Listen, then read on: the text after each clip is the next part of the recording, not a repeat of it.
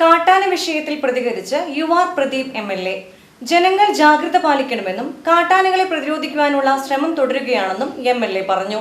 ചേലക്കര മണ്ഡലത്തിലെ വനാതിർത്തിയോട് ചേർന്നുള്ള 16 വാർഡുകളിലും DFOയുടെ നേതൃത്വത്തിൽ പരിശീലനം ലഭിച്ച PRT ടീമിനെ നിയോഗിക്കുമെന്നും MLA. നമ്മുടെ എളനാട് വരെ ഉള്ള പ്രദേശത്ത് ആനകളുടെ സഞ്ചാരം ധാരാളമായിട്ടുണ്ട്. മാത്രമല്ല ഏകദേശം 17 ആനകളും ഇപ്പോൾ ഈ കാടുകളിൽ ബീച്ചി മുതലുള്ള എളനാട് വരെയുള്ള പ്രദേശങ്ങളിൽ ഉണ്ട് എന്നാണ് അറിയാൻ കഴിയുന്നത്. ഇവിടെ ആന കൃഷിസ്ഥലങ്ങളിലും പൊതുജനങ്ങളുടെ സ്ഥലത്തേക്കും വരാതിരിക്കാൻ വേണ്ടിയുള്ള ഇടപെടലാണ് ഇപ്പോൾ നമുക്ക് ചെയ്യാറുള്ളത്. നിയമത്തിൽ മാറ്റം വരുത്താൻ നമുക്ക് ഗ്രാമപഞ്ചായത്തിനും സർക്കാരിനും കഴിയാത്തതുകൊണ്ട് ആനയെ എങ്ങനെ നമുക്ക് ഈ പ്രദേശത്ത് കിടക്കാതിരിക്കാൻ വേണ്ടിയിട്ടാണ് കമ്പിവേലി ഉൾപ്പെടെയുള്ള കാര്യങ്ങൾ പ്രവർത്തനം നടന്നുകൊണ്ടിരിക്കുന്നത്. ഏതാണ്ട് 4 or 5 വട്ടം ഇതിൻ്റെ റിവ്യൂ ചേലക്കരയിൽ വെച്ച് ബഹുമാനപ്പെട്ട MPയും ഞാനും അടക്കം നടത്തിയിട്ടുണ്ട്. ആ നടത്തിയിട്ട് വെറുതെ യോഗം കൂടി പോകുന്നില്ല.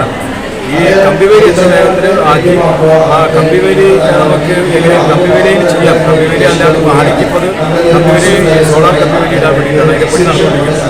കഴിഞ്ഞ ദിവസം നമ്മുടെ വണ്ണാത്തിപ്പാറ തുടക്കം കുറിച്ചു.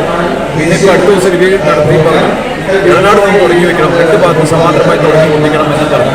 ഇതിൻ്റെ മെറ്റീരിയൽസ് ആണെങ്കിൽ ഗാൽവനൈസ് ചെയ്ത പോസ്റ്റുകളാണ്, എന്ന് വെച്ചാൽ ഉരുമ്പ് കയറാത്ത പോസ്റ്റുകളാണ് ഇത് സ്ഥാപിക്കാൻ പറ്റുള്ളൂ. അപ്പോൾ അത് കോയമ്പത്തൂരാണ് ഇതിൻ്റെ പണി നടക്കുന്നത്. അവിടെയാണ് കിട്ടുള്ളൂ.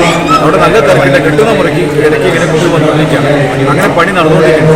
ഒപ്പം തന്നെ 16 വാർഡുകളാണ് മുള്ളൂർക്കര മുതൽ ചേലക്കര മണ്ഡലത്തിൽ മുള്ളൂർക്കര മുതൽ എളനാട് വരെ വരുന്ന വനാതിർത്തി പ്രദേശങ്ങളിൽ 14 വാർഡാണുള്ളത്. അതിൽ 15 വീതം ചെറുപ്പക്കാരെ രാഷ്ട്രീയ പാർട്ടികളുടെ 15 വീതം ചെറുപ്പക്കാരെ നമുക്ക് PRT ടീമിലാക്കി, പ്രൈമറി റെസ്പോൺസിബിലിറ്റി എന്നാണ്.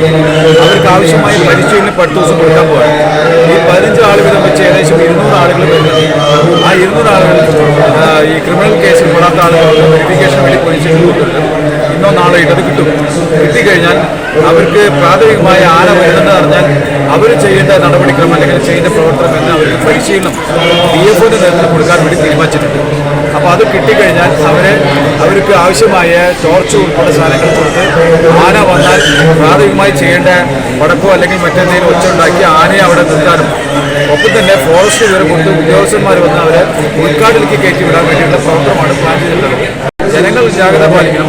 ബന്ധപ്പെട്ട് ഇപ്പോൾ ഇത് വേഗത്തിലാക്കണം എന്നാണ് അടിയന്തരമായി. ഇപ്പോൾ നമ്മൾ ആരുടെ മുമ്പിൽ വേറെന്തും ചെയ്യാതെ വന്നാൽ പൊതുജനങ്ങൾ അങ്ങനെ വെപ്പറ അടിച്ചതിന് മുമ്പ് കൂടെ അല്ലെങ്കിൽ മറ്റെന്തെങ്കിലും കൈകാര്യം ചെയ്യരുത്. അത് ഫോറസ്റ്റ് ഉദ്യോഗസ്ഥന്മാരെ അറിയിക്കുന്നത് അവരത് കൈകാര്യം ചെയ്യാൻ വേണ്ടിയുള്ള ഇടപെടൽ നടത്തണമെന്ന് മാത്രമാണ്. അടിയന്തരമായി ചാടി നമുക്ക് ചെയ്യാതെ ഇപ്പോൾ നടക്കുന്ന പണി വേഗത്തിലാക്കാണ്ട് ഒരു ശ്രദ്ധയും ജാഗ്രതയും ആക്കാമെന്നാണ് പൊതുജനങ്ങളോട് പറയാനുള്ളത്. മറ്റത് ഇതിൻ്റെ പരിശീലനം കിട്ടിയ ആളുകൾക്ക് ചെയ്യാം. അതുവരെ എന്തെങ്കിലും കണ്ടാലും ഓടി പുറത്തേക്ക് ഇറങ്ങിയാലും മുമ്പിലേക്ക് പോയി ആട്ടാനും പിടിക്കാൻ നിൽക്കരുത്. ഇത് ആനയാണ്. അതുകൊണ്ട് ദയവ് ചെയ്ത് അങ്ങനെ മറ്റു പ്രകോപനങ്ങൾ ഉണ്ടാക്കി അവരെ തിരിച്ച് ജനങ്ങളെ വാസകേന്ദ്രത്തേക്ക് തിരിച്ചു വരാനുള്ള ഏർപ്പാട് നമ്മൾ ചെയ്യരുത്. കൃഷി സ്ഥലങ്ങളൊക്കെ നശിപ്പിക്കുന്നതില്ല നല്ല ബോധമുണ്ട്. അത് തടയാൻ വേണ്ടിയാണ് ഈ പ്രവർത്തനങ്ങളൊക്കെ നടത്തുന്നത്. അത് വേഗത്തിലാക്കാനുള്ള ഇടപെടൽ നമുക്കിനി ചെയ്യാം. തൃശൂരിലെ പ്രശസ്തമായ സുധർമ്മ മെട്രോപോളിസ് ലബോറട്ടറി ഇപ്പോൾ വടക്കാഞ്ചേരിയിലും. ആരോഗ്യരംഗത്ത് 40 വർഷത്തിലേറെ പാരമ്പര്യം, 400-ൽ പരം ടെസ്റ്റുകൾ, 250ഓളം ലാബുകൾ, 1500 പേഷ്യന്റ് സർവീസ് സെന്ററുകൾ. സുധർമ്മ മെട്രോപോളിസ് ലബോറട്ടറി, കോടതിക്ക് പിൻവശം, girls high school road, Vadakkanchery. Contact 7012712910.